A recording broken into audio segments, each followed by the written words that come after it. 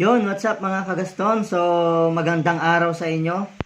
So, eto, may mga katanungan na sasagutin lang natin for today kasi may mga nagtatanong nito madalas sa mga groups at saka sa mga groups ng Raider 150 Fi. So, ang topic natin for today, swak nga ba yung clutch lining at clutch spring ng Raider curve type sa ating Raider 150 Fi? So, yan yung tatalakayan natin for today. So, wag na natin patagalin.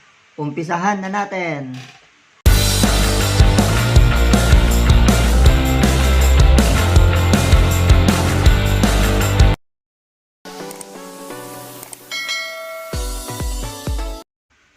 So, ayun na nga mga kagaston. Pag-uusapan natin for today kung swak nga ba yung clutch lining ng Raider 150 curve type at clutch spring para sa ating Raider 150 Fi. So, ayun, pag-uusapan natin to for today and then hindi lang to basta sinasabi ko lang, kumbaga tinry ko na rin kasi meron na nagpagawa sa akin ng ganito. So, ayun mga kagaston, yung Raider 150 curved type na clutch lining at saka clutch spring, pwede po siya sa ating Raider 150 Fi.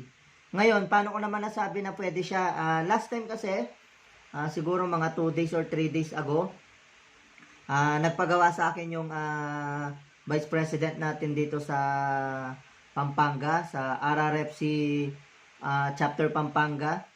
Yung Vice President natin, ayun, shoutout sa'yo, Paps Aldwin. So, ayun, ang ginawa natin mga kagaston, nagpalit tayo ng clutch lining at saka clutch spring. Ang inilagay natin mga kagaston, so, ang binili kasi niya is Pyto clutch lining at saka Pyto clutch spring. So, yun yung nilagay, pang curve type siya mga kagaston, tapos nilagay natin siya sa Raider 150 Fi niya. So, ngayon mga kagaston, swak nga ba? So, ang masasabi ko mga kagaston, 100% swak siya. So, parehong-pareho lang siya para sa ating Raider 150 Fi.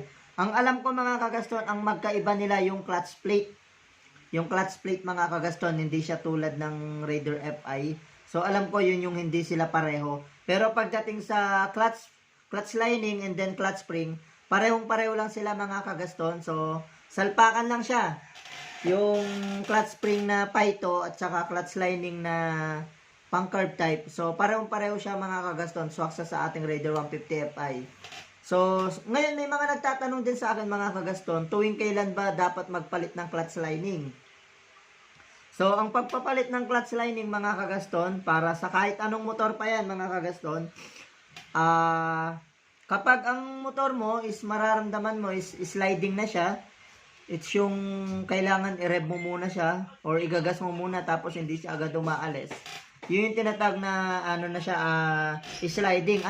Paano mo pa malalaman kapag sliding yung motor mo? Kapag ito ay kinik mo, parang ano siya, parang wala siyang kompresyon, dumidiretso lang. Bukod sa wala siyang kompresyon, dumidiretso lang. Kapag kinik mo to mga kagaston, yung parang naiipit siya. Kumbaga, hindi ano yung pagpadyak niya. So, ang mangyayari nun mga kagaston, yung kanyang mga lining is pudpud na. And then, kasi, di ba, kung mapapansin mo yung iyong clutch housing, meron yan mga parang, kumbaga, yung sa lining, di ba, meron yun para hindi siya magganyan, yung umikot talaga kasi meron siyang kumbaga, parang stopper. Kapag yung iyong clutch housing mga kagaston, may mga gatla na rin yung pinaka-stopper ng clutch lining. Nagiging cause din yun mga kagaston na hirap siyang i-neutral. Kaya kung mapapansin nyo mga kagaston, yung ibang madalas sa Raider natin, Raider 150 Fi or curve type man yan, minsan ang hirap i-neutral. So, ang dapat mong gawin mga kagaston kapag mahirap siya i-neutral, yung clutch cable mo, ibig sabihin nun, sobrang baba siya, kaya kailangan adjust mo siya, taas mo siya ng konti para tansyahin mo lang kung saan siya malambot in-neutral. So, ganun ang gawin mo. And then, may epekto rin yun mga kagaston pati sa pag-ship. Kapag sobrang baba ng clutch cable mo or adjust ng clutch mo, hirap din siyang i-ship. And then, sa mga naka-experience niyan, siguro maintindihan niyo ako. So, yun nga, balik tayo sa topic. So, ayun mga kagaston, swak na swak mga kagaston yung tawag dito, yung clutch lining and then clutch spring ng Raider 150 Fi sa ating Raider 150, yung Raider 150 curve type na lining and then clutch spring, swak siya sa ating Raider 150 Fi.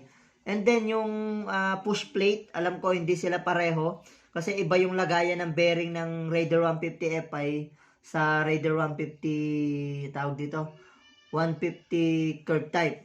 Ngayon naman, kung magpapalit ka naman ng buong tawag dito, hindi yung buong clutch housing yung clutch, tawag dito, clutch push plate ba yun?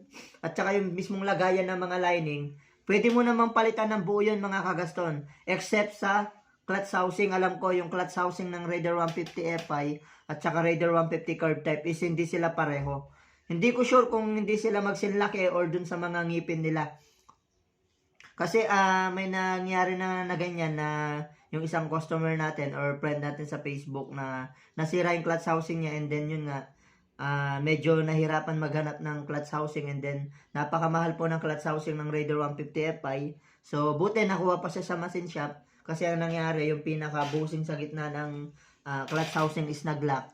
So buti nakuha pa siya sa machine shop.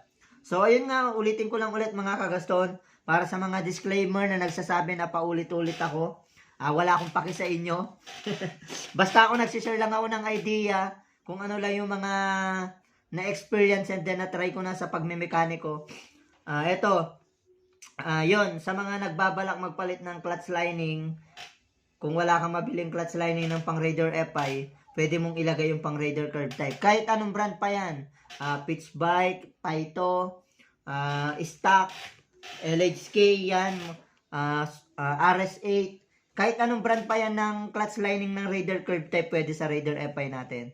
So, ayun mga kagaston, thank you for watching and then salamat sa lahat ng sumusuporta sa ating YouTube channel.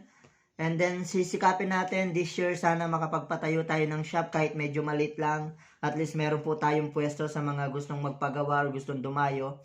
Ang location po natin, Balibago, Angeles, Pampanga. And then sa mga nagtatanong about sa item, message lang kayo sa aking Facebook page, Nixon Lennon Motovlog. So, thank you for watching mga kagaston.